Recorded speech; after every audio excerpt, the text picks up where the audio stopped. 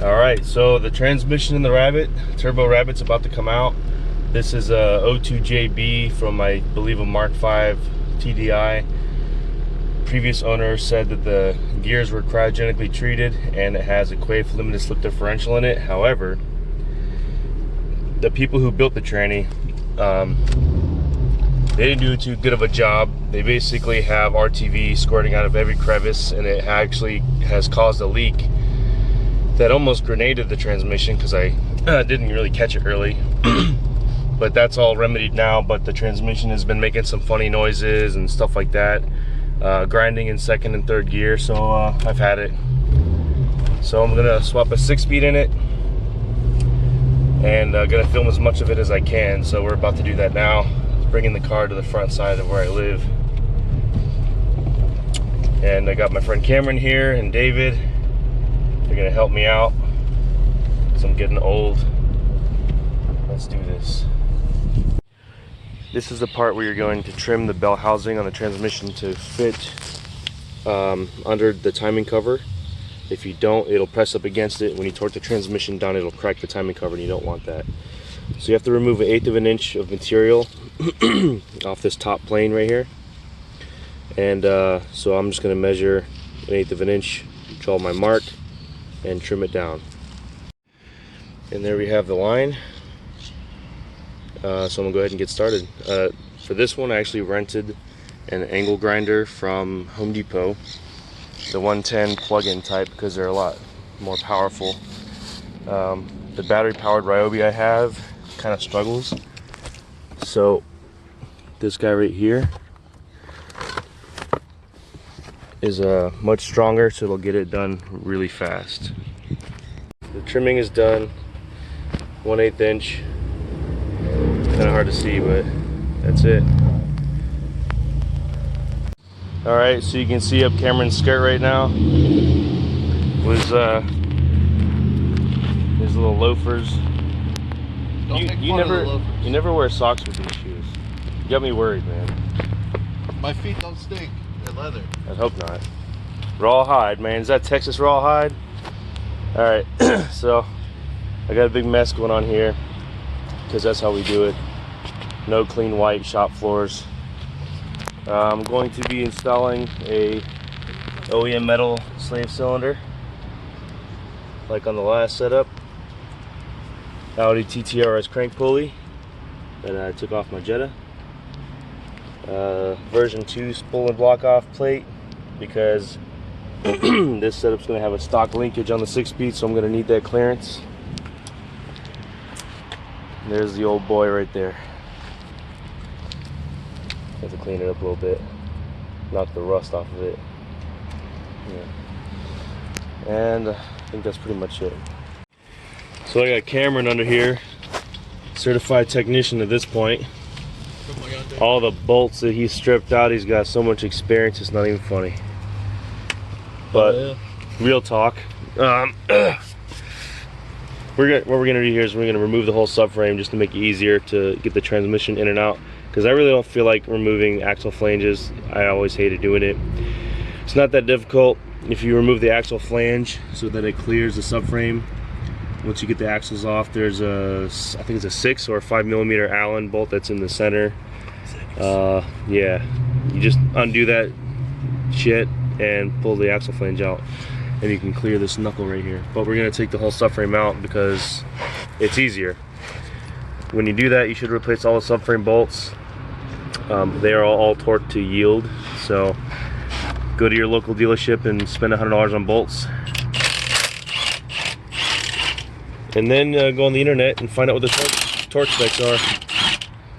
Hey, you should not use an impact on the transmission dog bone. I should not? No, even loosening it. Alright. I have a helicoil on that center one right there because the cases are made of shit. I thought you were just getting rid of the case anyways. That's why. True. Well, just as a heads up. You got a record board? Yes. In the hatch. I'll go grab it for you. No, I'm gonna film it so when the subframe drops on his face I can hear him scream. So it's a bit of a rat's nest over here. You know, part of having a turbocharged 2.5, you got hoses and stuff that are not normally there. Gonna be pulling out this poor 5-speed. So while Cameron's down there pulling off the subframe, I'm starting to move stuff around the engine bay so we have more room to work.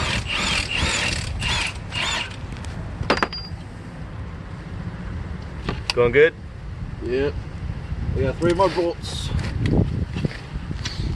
Cameron keeps complaining about all the oil. All the oil that's falling on him from the undoing the pipes.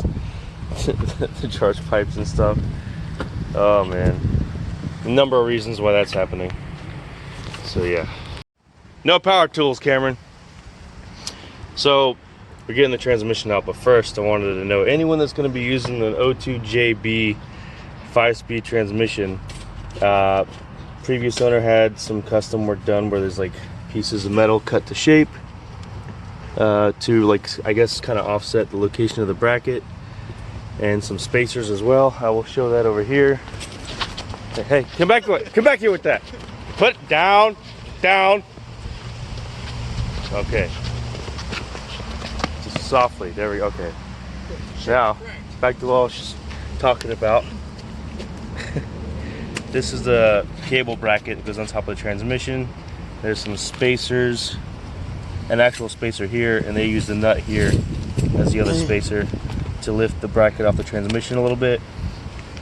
This bracket and the one that was still on the transmission were used to offset the location of the bracket, I guess. So you might have to do something similar to that if you're going to do a TDI 5-speed swap for whatever reason. Most of you won't have to, because you'll either do a 6-speed swap or put an LSD in your 5-speed and drive off into the sunset. Alright, back to work. Alright, so here's the 5-speed that was in the Turbo Rabbit. Now keep in mind, this transmission, actually it wasn't the original, so I have no idea how much mileage this one has. I don't know what the shop did to it besides installing the LSD and supposedly cryogenically treating the gears. So there's no telling how much miles are on the fucking bearings and synchronizers and all that shit. But yeah, this thing it's just ugly, from the RTV squirting out everywhere, the gear oil that's just coming out of the vent, and the fucking leak from below is pretty bad shape. So I'm gonna pull the LSD out of this one. I'm gonna sell the LSD and trash the rest of the transmission, because second and third would grind a little bit, so I'm not gonna sell it to anybody. I'm also gonna sell this guy, OEM clutch fork, clutch release lever rather, that was welded up and boxed in. This was from Euro Tuning, so it was reinforced to when you use aftermarket clutch it won't bend.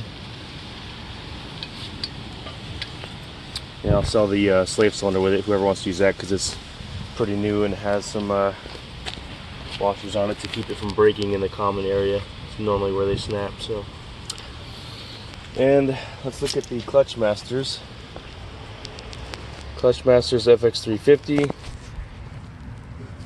I'm gonna take this off and it'll be up for sale. It has roughly and how much, let me see, it had 500 miles in the clutch when I got the car at 42,000 miles. So it has 57 now, so a little over 15,000 miles the clutch has on it. So we're gonna continue get this knocked out. All right, as I'm removing the clutch over here, I got Cameron putting the Audi TTRS crank pulley on, torquing it for me, because I don't like vibrations. I like to be smooth, like a baby's bottom. So for anyone putting a Audi TTRS crank pulley on here, it is 50 Newton meters plus 90-degree turn with new bolts. Can we see the part number on the front of it? I can't remember. I think it's on the back side. But I have it saved, so I might just put the part number for the crank pulley in the description. So yeah. Alright, another thing about the transmission I'm doing here is got the OEM metal slave cylinder. I don't have the part number off the top of my head, but it is in an older video that I made. If you look at my video that says my Jetta gets the upgraded 6-speed, a little more than halfway through, I have a screenshot that comes across the screen with the part number there. So I also have, might be kind of hard to see, the Nothing Leaves Stock O2Q throwout bearing shim kit. There's a little ring right here going behind the throwout bearing, and there's another shim that goes behind it in a full circle that meets up with the transmission flush. So I forget exactly what it kind of fixes, but I figure why not have all the upgrades on it, right? So in addition to that, this is an OEM bleeder block that goes from the slave cylinder to the clutch line, and normally they have a big restrictor in here that has a super tiny hole that the fluid goes through. It's supposed to make it to where the clutch engagement is like softer and more tame, but I'm not a fucking, you know, exactly, I'm not a bitch. So I drilled that shit out, so I got a nice big hole in there. So it's a little closer to that billet ECS bleeder block that I had, that now is in Cameron's car, which is right here. You guys didn't see it because I didn't post the video yet because I had no time to edit it, but we put my 6-speed swap in his car with the Pelican LSD, the Raxels. His has the ECS bleeder block like I just mentioned, and metal slave cylinder, and he also has Black Forest Industries Stage 3 clutch. So yeah, but I got rid of the Jetta and everything that went with it, so he got the transmission and my spare motor. But the Rabbit is getting the 6-speed today, so that garbage ass 5-speed is finally gone. So we're gonna continue on from here.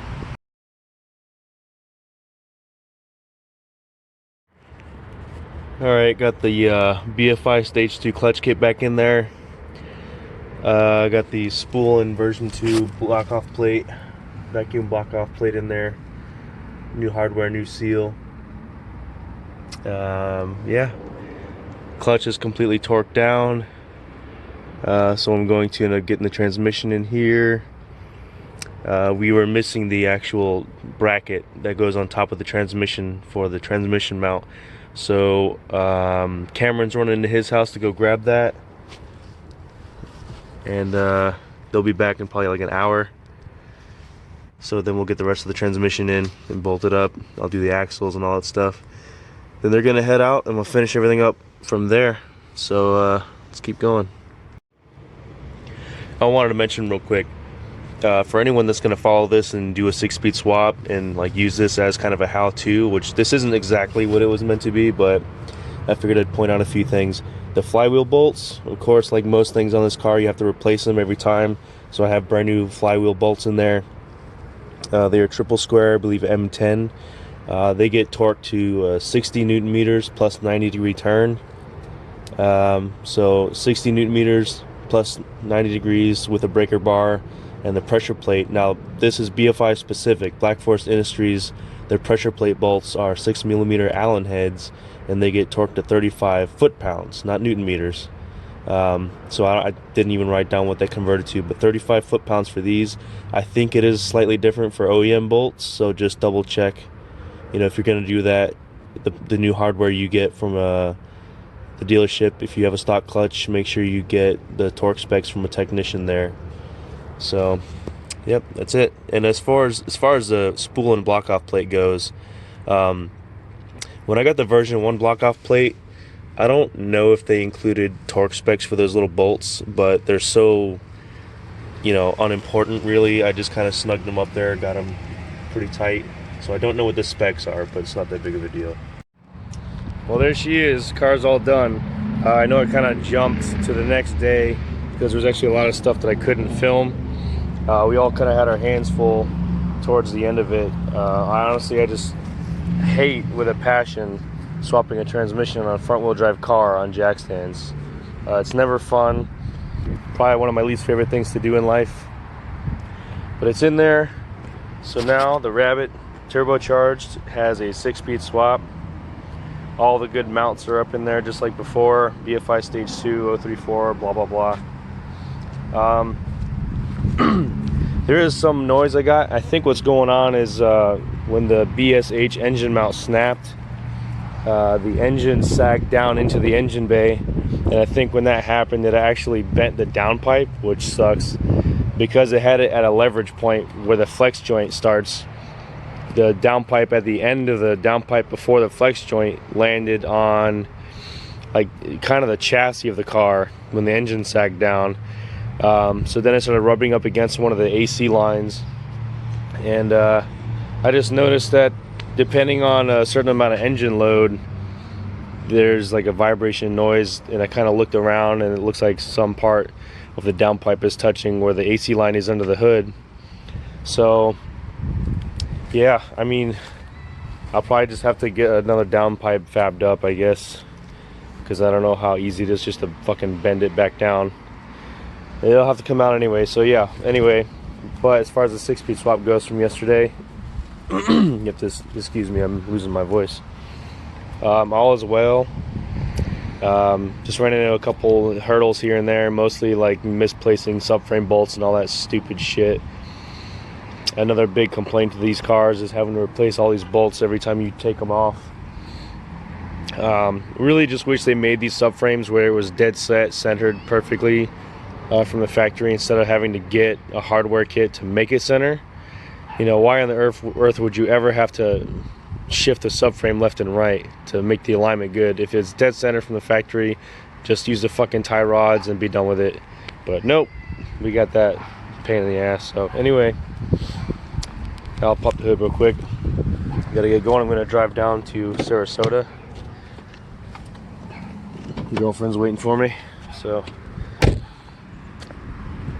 and unfortunately, I pulled the subframe to make it a little easier space-wise to get the transmission in, and now the alignment's way off.